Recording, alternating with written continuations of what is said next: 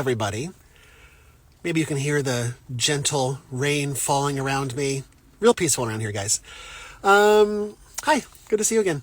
I just recorded a new podcast episode. So if you want to go check that out, it's about existential dread.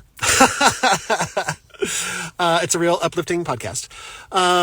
It's just sort of talking about what it's like to be in the dark place, dark nights of the soul, or, often as a part of the spiritual journey, we go through these periods of darkness where everything we think we know is stripped away and it's very confusing and we feel alone and just a general sense of dread. So if you've ever experienced that or you're currently experiencing that, that is what I talk about. And it's not just that. I talk about some of the things that I do in my own life that I've been practicing over the last few years that help to make it a little bit less challenging and difficult when you're in the dark place, and also some things that I can do to sort of lift myself out of the dark place. Some of the practices that I do and mindsets that I do and mantras. I got a mantra in there that was dropped into my brain this morning, so I share that with you as well. So check out the episode about existential dread. I'm going to process that and put it up on the podcast as soon as I'm done talking on here. So if you're not already following a Cult of Misfits on Spotify or Apple Podcasts or YouTube, or you can listen to it on Amazon Alexa if you're interested. I appreciate everybody who is following the podcast and sharing the podcast, and I've had some donations that I'm really thankful for. You guys are awesome and amazing. I'm just loving this little community of ours, so love talking about stuff like this. Today, I want to talk about the possible de-evolution of our species. I've been thinking a lot, listening to a lot of podcasts, dwelling upon it and coming to some conclusions, and I want to run them by you today. I feel like everything comes in cycles. I've talked about the yugas before, the Hindu philosophy of these grand cosmic cycles that we go through as a species or as a galaxy or whatever, right? But theoretically, we're in what's called the Kali Yuga right now, and what that means is it's a low point, guys. It's not the golden age, but good news, spoiler alert: the golden age is the next Kali Yuga, so we have that to look forward to. But I talk about personal darkness, but I think that right now we're going through a time of global darkness, of chaos and confusion, and that can be scary for a lot of people, right? For the human. And so that's sort of what I talk about in my latest podcast episode that I'll post today, is just what that means, right? And how to wrestle with that sort of thing. And knowing that the pendulum always swings, knowing that there's these seasons for everything, these cycles for everything, that none of these cycles or seasons last forever. There's a beginning and an end, and then there's the next cycle, and it leads to something else. And so, what led me down this path is I was thinking a lot about architecture. As you know, as I talk about often, the ancient pyramids and these ancient megalithic grand structures that were constructed thousands of years ago. And then I started comparing it to today's architecture and today's, just modern architecture.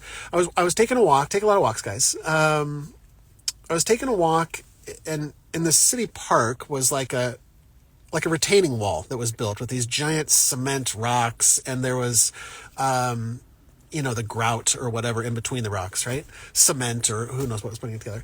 Not into construction, so I don't exactly know what it was made out of, but you get the idea. It was just a big rock wall that had cement and shit in between it.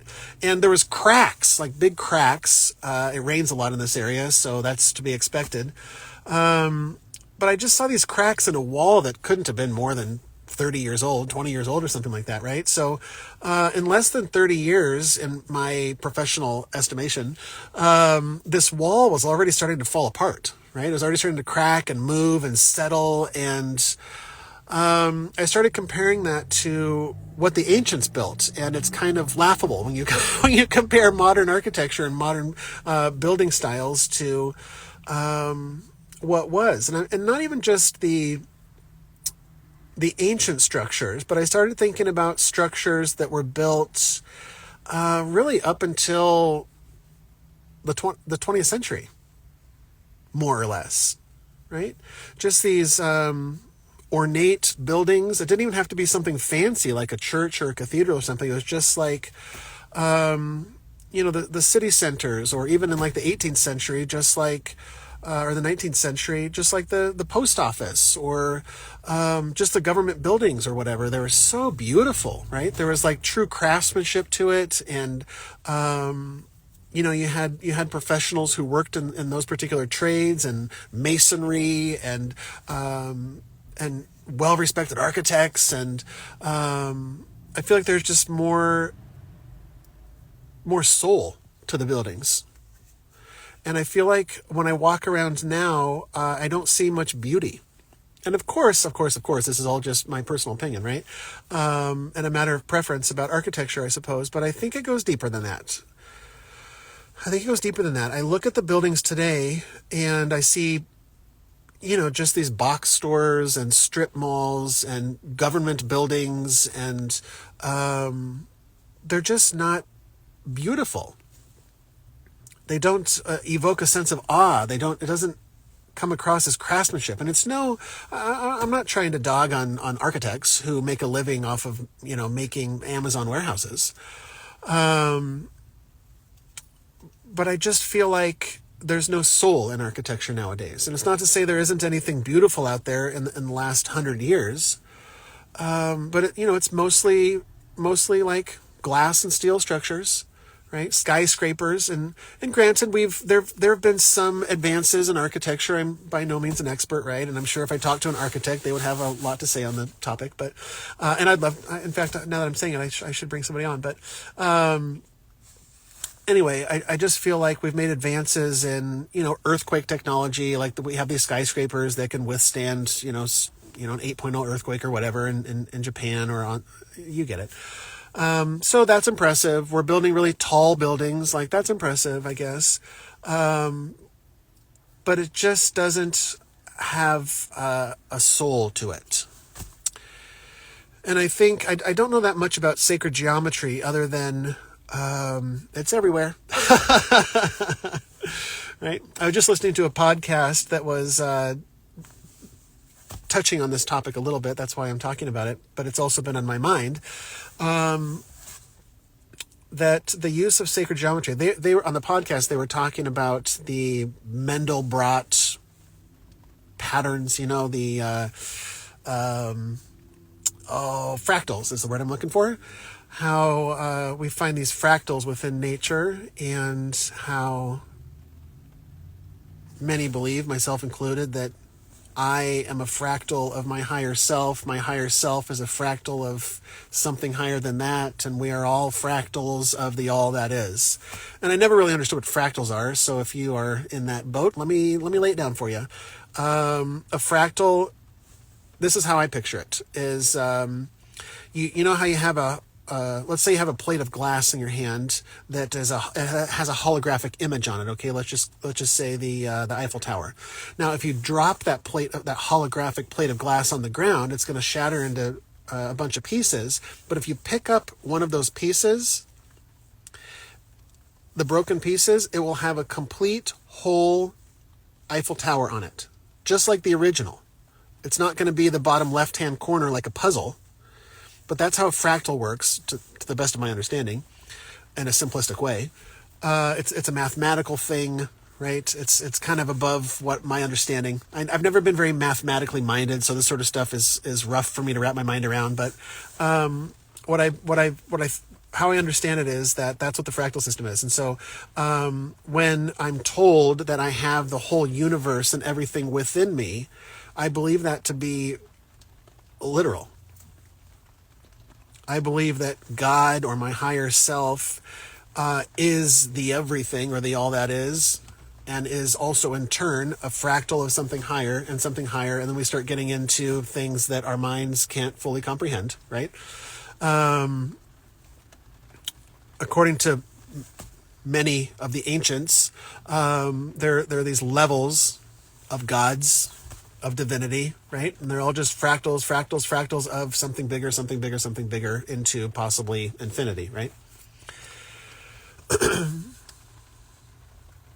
So So I think that on the podcast they were talking about how mathematically these fractals are found in everything, and Mendelbrot discovered this fact and started seeing the fractal patterns that he had discovered within everything from paintings. He discovered the mathematical patterns, or I don't fully understand it, right? But found the patterns within Jackson Pollock paintings, where you look at it and it just looks beautiful, but you can't really explain why, but there's some harmony to it and you can't explain why. It's because it contains that mathematical fractal. Started looking at, like, you know, the prices of wheat over 100-year span, and the pattern was found in there, and looking at, like, music, and the pattern was found in there, and just all of these things that are harmonious with the cosmos, right? That are harmonious with Mother Earth. As I looked into the pyramids, you could just the mathematics of it alone, it all aligns to Mother Earth. I don't get it all right, but the height of the pyramid and the circumference of this is equal to that of the Earth, and the ratio to the Earth and the moon and the sun to the whatever, and it's all connected, right? All the math is connected. It's all harmonious. This is what that sacred geometry is. And on the podcast that I was listening to, they were talking about how these ancient, cathedrals and temples and places of worship that were holy, that they had a vibe to them because they respected and honored and utilized that sacred geometry to them. The architects back then knew how to create these harmonious pieces, these buildings, these structures. And when you enter them, you just can feel it, right? It's harmonious with us. It's harmonious and synchronous with the earth and the greater cosmos. And I think as we sink deeper into this Kali Yuga, this cycle that we're in, the bottom darkest cycle, I think that as we go towards that, things get darker and darker, and we lose our touch with that spirituality. We lose our touch with God, with the all that is, with the divine. And it's represented and shown in our architecture, where it to me appears completely soulless. A Costco warehouse does not evoke divinity. Now, I'm definitely going to get a hot dog and a slice of pizza, don't get me wrong, but it's not harmonious, guys. And again, I'm not throwing any shade to architects who design these box buildings, right? But I just feel like it represents, it's an outer representation of our inner spirituality, and it's at a dark place, I believe. But the good news is, I think we're coming out. I'm telling you right now, we are coming out of this Kali Yuga, because nothing lasts forever. Now these yugas last, hundreds of thousands or millions of years, depending on the cycle. So we might be in it for a little bit, but I just feel like this is part of the separation from God. That is the slow separation from the all that is, the forgetting of who we are, the forgetting of our connection to the earth and Mother Earth and the cosmos. So it's just about becoming more harmonious with the everything. I also noticed it in cars, right? I was watching that movie about Priscilla Presley on HBO Max. I got a real problem with the word Max. Why can't everybody just say plus? We all know what plus means. Just say plus. And I know you're trying to stand out as a brand, but it's confusing for the for the consumer. I just wish it was HBO Plus. But anywho, that's just my rant. And I was watching this thing about Elvis and Priscilla. It's a good movie if you're interested, from Priscilla's perspective. But I saw in the fashion too, just not that I'm a fashion expert, but I just feel like it had a certain vibe. But I was looking at the old cars, these old Cadillacs from the 50s that were just, the design had a vibe to it, right? Like it had a feeling to it. It had a soul to it, right? You could tell that it was a piece of art, like that sort of thing.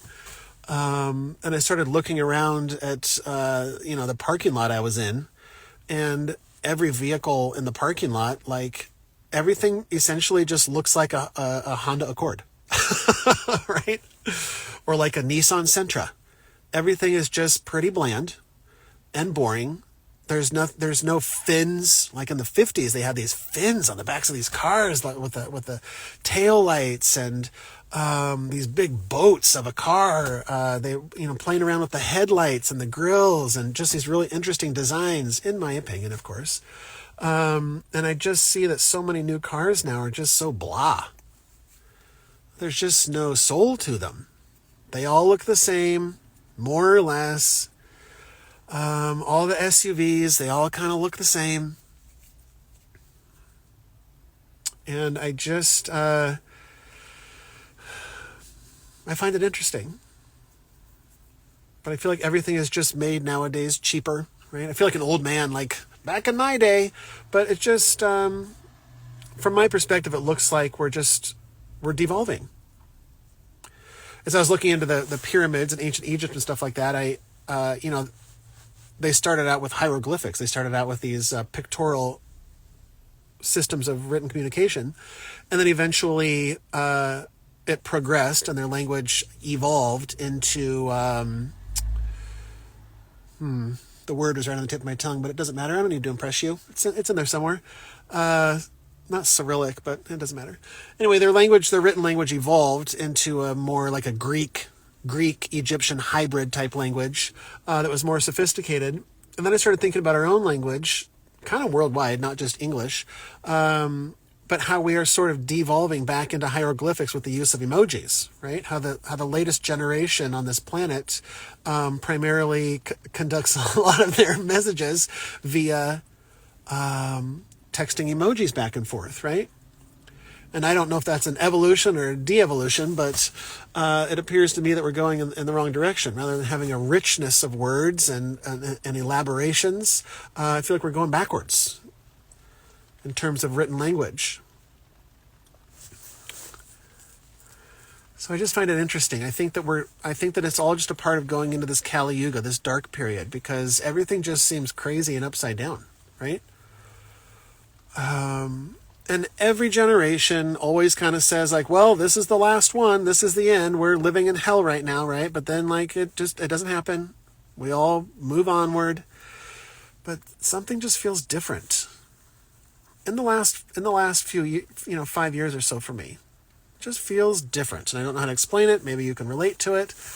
Maybe that resonates with you, but I just feel like there's something about this that just doesn't feel right, or that it's just, this is not how it's supposed to be, something along those lines, right? But of course, everything is right where it's meant to be, and everything is right on schedule, divinely speaking, of course. But I feel like that's a part of the awakening process, the larger, grander, global awakening process. It oftentimes, I believe, can't happen unless we go through these dark periods, go through these things that sort of snap us awake and snap us out of this slumber that we've been in, right? To say like, whoa, what's going on around here? Why are we constantly at war? How come our government has taken over everything? How come our freedoms are being stripped away? How come everything just seems upside down? All of the crime and craziness in the large cities, in America, I suppose. I don't really follow the news, so I assume it's happening in other places as well. But like, Los Angeles and New York and Portland and all these places where it's just lawless crazy town. I don't really get political nowadays at all, really, because I just generally don't care often. I don't let it affect me, I should say, emotionally or otherwise. But I just find it very interesting that the United States is run by an old man that is clearly not all there, right?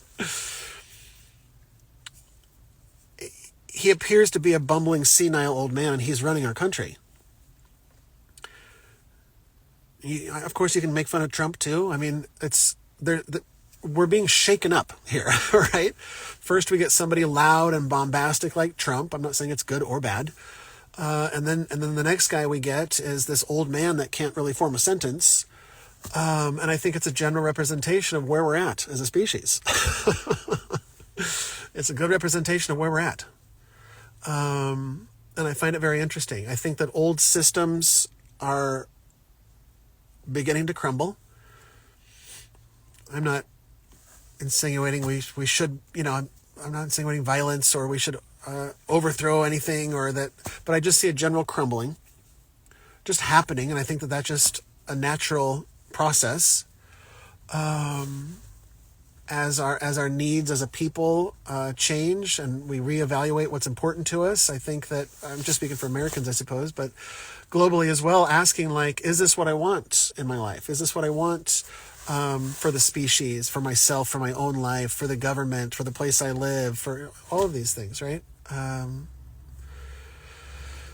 I think a lot of people are at that place where they're asking like, what's important to me? What's important for me and my family, right?